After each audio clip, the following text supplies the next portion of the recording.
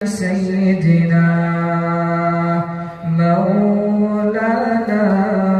محمد হাজার ব্যথা বেদনার পরে ফিরে আসোনি তুমি আপন ঘরে দিনের আলো ছড়িয়ে দিতে চলে গেলে মদিনায় মক্কা ছেড়ে হে রাসূল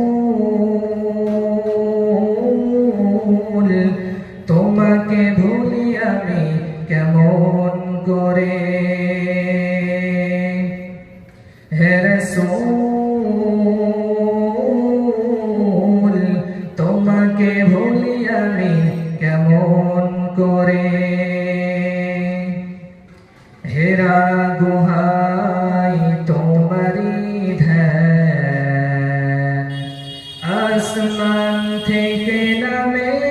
আল কুরআন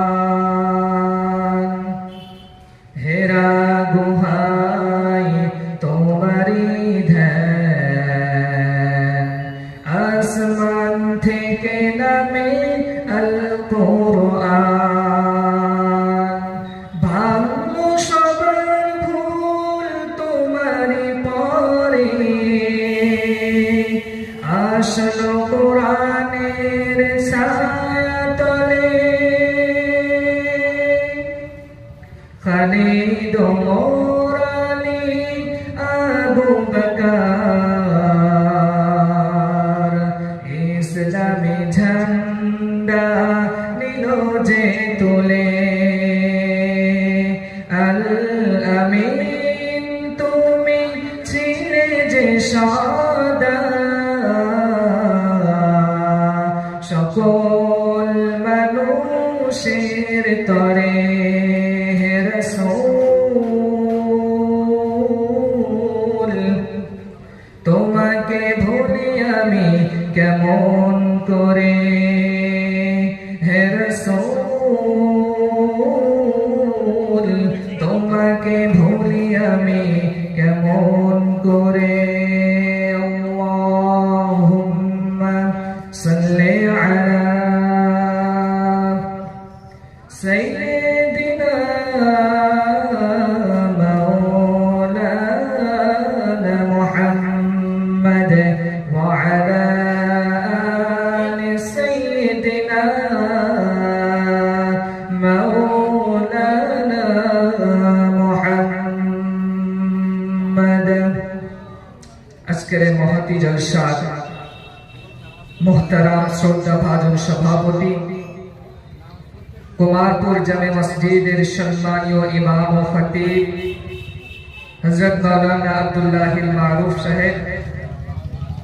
বারাকাল্লাহু ফি হায়াতিহি সম্মুখে উপবিষ্ট আমার পিতৃতুল্য বয়োজ্যেষ্ঠ বুজুর্গানে ইযম যুগে যুগে দেশে দেশে ইসলাম প্রচারে যারা সব থেকে বেশি অবদান রেখেছেন তথা আমার প্রাণ প্রিয় যুবক ভাইয়েরা আমার স্নেহের ছোট্ট ভাইয়েরা পর্দার অন্তরালে শ্রবণরতা আমার মাতৃতুল্য বোনের সমতুল্য মা ও বোনেরা সকলকে আমি আমার আন্তরিক সালাম শুভেচ্ছা ও প্রাণ ঢালা অভিনন্দন জানাই আসসালামু আলাইকুম ওয়া রাহমাতুল্লাহি ওয়া বারাকাতুহু সম্মানিত উপস্থিতি আজকে যারা বড় মেহনত করে আমাদের একটি কোরআনী সমাবেশ উপহার দিয়েছে ইসলামী সমাবেশ আমাদের উপহার দিয়েছে তথা কুমারপুর গ্রামের যুব সমাজ তাদেরকে আমরা আন্তরিকভাবে ধন্যবাদ জানাই আল্লাহ পাক রব্বুল আলামিন তাদের মেহনতকে কবুল করুন এবং কিয়ামতের দিনে নাজাতের জরিয়া বানান যুবকরাই হচ্ছে ইসলামের প্রাণশক্তি কারণ এই যুবকদের তাজা তাজা রক্তের উপরে পুরো পৃথিবীর বুকে ইসলাম প্রতিষ্ঠা হয়েছে, ইসলামের প্রচার হয়েছে। যখনই ইসলামের জন্য, দ্বীনের জন্য কোরবানি দেওয়ার সময় এসেছে, জীবন উৎসর্গ করার সময় এসেছে, তখনই আমার এই যুবক ভাইরা, আমাদের এই যুব সমাজ নিজেদের জীবনকে ইসলামের জন্য উৎসর্গ করে, নিজেদের জীবনকে কুরবানি করে শাহাদাতের ঈদগাহে শামিল হয়ে তারা পৃথিবীর বুকে কোরআনের রাজ কায়েম করেছে। এজন্য আল্লাহ রাসূল সাল্লাল্লাহু আলাইহি ওয়াসাল্লাম যুব সম্প্রদায়কে বড় ভালোবাসতেন, বড় মহব্বত করতেন। রাসূল আকরাম সাল্লাল্লাহু আলাইহি ওয়াসাল্লাম বলেছেন, সাবআতুন ইউযিল্লুহুমুল্লাহু ফি যিল্লিহি ইয়াওমা যিল্লা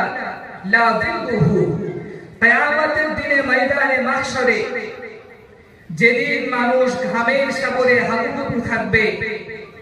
মাটি পুড়ে তামা হয়ে যাবে, সূর্য আমাদের মাত্র 12 হাত উপরে থাকবে, মানুষের মাথার ঘিলু টকবক টকবক করে ফুটতে থাকবে, এই অবস্থায় পৃথিবীর বুকে কোথাও কোনো ছায়া থাকবে না, একমাত্র আল্লাহ পাক রব্বুল আলামিনের আরশের ছায়া ব্যতীত। এই আরশের ছায়া তলে আল্লাহ পাক রব্বুল আলামিন 7 শ্রেণীর মানুষদেরকে ছায়া প্রদান করবেন। এর মধ্যে প্রথম নাম্বার হচ্ছে আল ইমামুল আদিল, ন্যায়পরায়ণ বাদশা। যে বাদশা ইনসাফের সহিত দেশ পরিচালনা করেছে, যে বাদশা প্রত্যেকটি আইন অনুযায়ী নিজের দেশকে পরিচালনা করেছে, ন্যায়সঙ্গতভাবে নিজের দেশকে পরিচালনা করেছে, এমন যারা ইনসাফপূর্ণ বাদশা হবে, ন্যায়পরায়ণ বাদশা যারা হবেন, আল্লাহ পাক রব্বুল